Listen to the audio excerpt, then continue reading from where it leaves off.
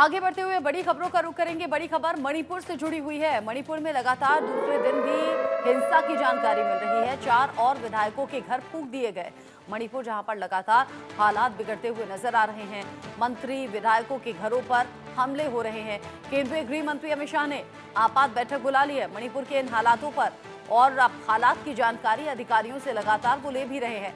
केंद्रीय गृह मंत्री अमित शाह ने ये इमरजेंसी मीटिंग बुलाई है मणिपुर के हालात पर। ये तस्वीरें देखकर अंदाजा आप लगा सकते हैं मणिपुर में अभी के हालात कैसे आउट ऑफ कंट्रोल नजर आ रहे हैं। लगातार ये दूसरा दिन है जब मंत्री और विधायकों के घर और ऑफिसेस को ठिकाने पर निशाना बनाया जा रहा है और वहां तोड़फोड़ और आगजनी की घटनाएं सामने आ रही हैं।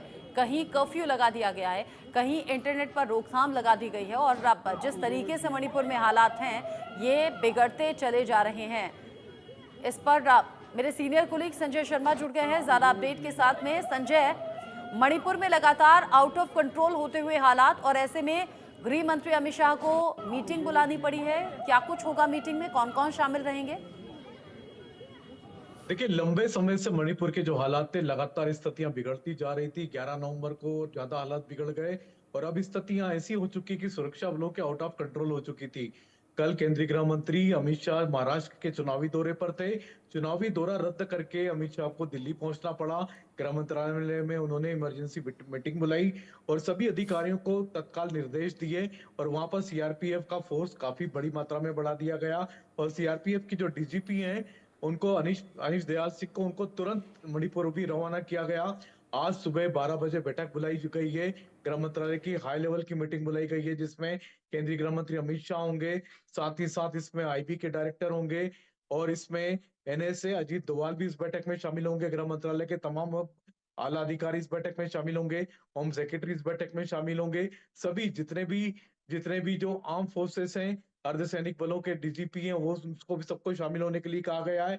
सीआरपीएफ के डीजीपी इसमें बैठक में नहीं हो पाएंगे मौजूद, क्योंकि वो खुद मणिपुर जा चुके हैं। 107 नई चौकियां हालांकि सीआरपीएफ ने खोल दी है वहां पर जाकर के मणिपुर में, लेकिन उसके बावजूद भी हालात बेकाबू हैं। वहां पर लगातार हिंसा का तांडव चल रहा है। सरकार का कोई प्रभाव नहीं बचा है। सरकार पूरी तरह से नाकामयाब हुई है और वहां पर सरकार भी संकट में आ चुकी, क्योंकि वहां पर सहयोगी दल बीजेपी का जो था एनपीपी, उसने समर्थन वापस ले लिया सरकार से। तो मणिपुर के हालात इस समय काफी विकट हैं, काफी काफी खराब स्थिति में है, और सरकार इस पर पूरी नजर रख रही है।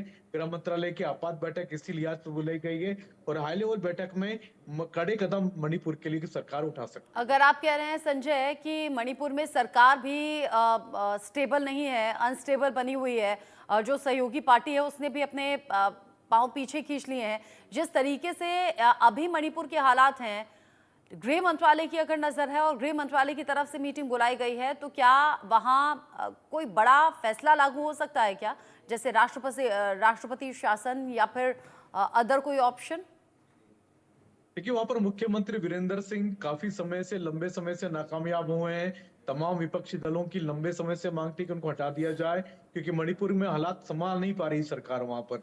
तो वहां के लिए, लेकिन सरकार का ये तर्क था, गृह मंत्रालय का ये तर्क था कि वीरेंद्र सिंह चूंकि मैती समुदाय का प्रतिनिधित्व करते हैं, और मैती समुदाय वहां का काफी प्रभावशाली तबका माना जाता है मणिपुर में। जो दो गुटों के बीच में जो लड़ाई चल रही है मैती और कुकी में, उसमें मैती समुदाय का काफी प्रभुत्व माना जाता है। अगर वीरेंद्र सिंह को हटाते हैं तो फिर मैती समुदाय को साथ में लेना काफी विकट हो जाएगा, काफी मुश्किल भरा हो जाएगा। लिहाजा सरकार ने, गृह मंत्रालय ने उस समय वीरेंद्र सिंह को मौजूदा स्थिति में बने रहने का निर्णय लिया था। लेकिन अब जो की स्थिति काफी हद तक बिगड़ चुकी है। अब मेथी और कुकी के बीच में झगड़े खुल के आमने सामने आ चुके हैं, और अब सुरक्षा एजेंसियों का डर नहीं बचा उनके बीच में। तो ये सबसे बड़ी चुनौती की बात है कि अब ऐसे समय में मुख्यमंत्री का क्या करें। मुख्यमंत्री को हटा करके सरकार, केंद्र सरकार राष्ट्रपति शासन लगा सकती है। हालात लगभग उसी तरफ ले जा रहे हैं, उसी दिशा में ले जा रहे हैं। संजय बड़ी जानकारी दे रहे हैं। संजय कह रहे हैं कि लगातार जो सरकार की स्थिति में है मणिपुर में, वो अनस्टेबल बनी हुई है, गृह मंत्रालय की नजर है, और ऐसे में राष्ट्रपति शासन भी एक बड़ा विकल्प हो सकता है।